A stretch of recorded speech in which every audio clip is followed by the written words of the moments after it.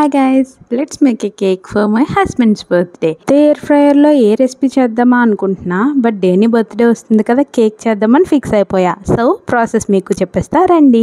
నా దగ్గర టైంకి షుగర్ అయిపోయింది, సో డేట్స్ పౌడర్ వేసి చేసా. కేక్ అయితే 1/3 cup of dates powder and 1/3 cup of oil and 1/3 cup of milk add చేసుకొని 2 eggs అయితే బీట్ చేసుకోవాలి. నా దగ్గర బీటర్ అయితే లేదు, సో అలా మిక్సీ వేసేసుకున్నా. దాంట్లో maida and 1 tablespoon of baking powder and 1 teaspoon of baking soda వేసుకొని అన్ని కలుపుకొని ఈ కన్సిస్టెన్సీ రావాలి. దీన్నేమో నేను బటర్ కరిగించుకొని ఆ బౌల్ అయితే బేకింగ్ బౌల్లోకి అయితే ట్రాన్స్ఫర్ చేసుకున్నా. దాంట్లోని బ్యాటర్ వేసుకొని ఎయిర్ ఫ్రైయర్లో ఆప్షన్కి తగ్గట్టు పెట్టుకోవాలి. నేనైతే 180 degrees 30 minutes పెట్టాను. కేక్ అయితే చాలా బాగా వచ్చింది. ఫైనల్లీ ఈ బర్త్డేకి డేనీకి హెల్తీ కేక్ అయితే తయారు చేశా.